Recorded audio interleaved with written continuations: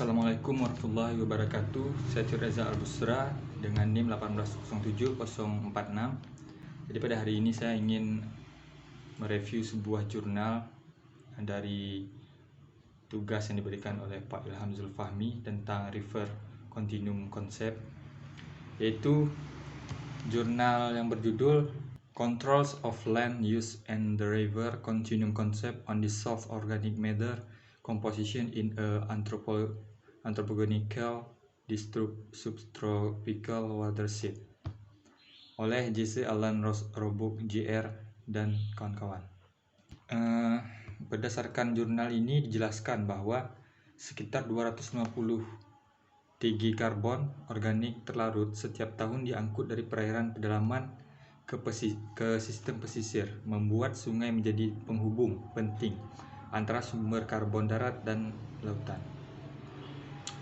Dan selama transportasi melalui sistem yang fluvial, berbagai proses biogeokimia secara selektif menghilangkan atau mengubah labil konsep menjadi mengubah labil material secara efektif, yang mengubah komposisi bahan organik terlarut atau singkatan dari DOM, yang dalam bahasa Inggrisnya Dissolved Organic Matter, yang diekspor ke laut. Konsep sungai kontinum atau singkatan dari RCC dan adalah secara historis digunakan sebagai model untuk memprediksi nasib dan kualitas bahan organik di sepanjang aliran sungai. Namun konversi landscape alam untuk praktik perkotaan dan juga pertanian juga dapat mengubah sumber dan kualitas DOM yang diekspor dari fluvial system.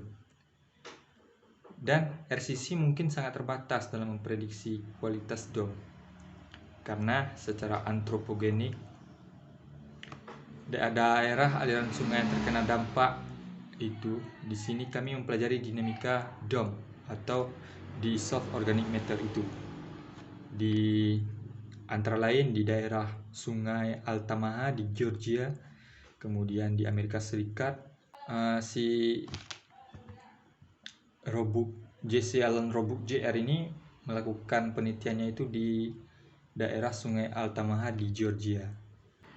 Sistem fluvial di mana aliran hulu sangat dipengaruhi oleh aktivitas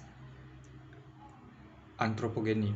Itu tujuan utama dari studi ini adalah untuk menilai secara kuantitatif pentingnya RCC dan penggunaan lahan sebagai driver lingkungan yang mengontrol komposisi DOM. Penggunaan lahan atau pemanfaatan lahan adalah suatu prediktor spesial yang lebih kuat variasinya, yaitu berkisar antara 50% dalam komposisi DOM itu. Ditentukan oleh kedua faktor, yaitu eksitasi matriks emisi dan faktor paralel analisis atau singkatan dari IMM Parafak. Dan spektrometri massa resolusi sangat tinggi. Ini dibandingkan dengan 8% yang menjelaskan tentang variabilitas yang dapat dikaitkan dengan RCC. Studi ini menyoroti pentingnya memasukkan tata guna lahan di antara kontrol lain ke dalam RCC untuk memprediksi nasib dan kualitas DOM yang diekspor dari sistem darat ke pesisir dengan lebih baik. Jadi sistem DOM ini atau bahan organik ini berisi kumpulan terbesar karbon organik yang ditukar dan diangkut ke seluruh daratan sistem. Dan kontribusi karbon organik terlarut atau DOC juga yang diekspor dari sungai ke pesisir diperkirakan sebesar kira-kira 250 Tg. Kemudian sedangkan DOM yang paling banyak diekspor dari sungai itu terkait dengan secara mencolok dengan sumber terestrial atau allochthonous seperti polifenol yang vaskular disebut sebagai zat humat, dihasilkan dari bahan tanaman yang membusuk, mungkin juga diturunkan dari sumber yang in-stream atau yang asli. Kemudian berbagai proses biogeokimia aliran yang mungkin akhirnya mengubah komposisi dan nasibnya. Proses semacam itu mungkin termasuk fotogradasi, flokulasi dan interaksi dengan logam dan respirasi mikroba, seperti yang dimiliki oleh DOM, Dissolved Organic Matter, menjadi semakin terkait dengan proses ekosistem dasar.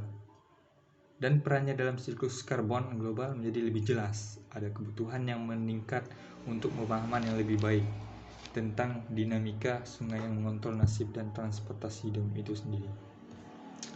Jadi hanya ini review jurnal dari saya tentang Controls of Land Use and the River Continuum Concept on Dissolved Organic Matter Composition in a Anthropogenical Subtropical Watersheds.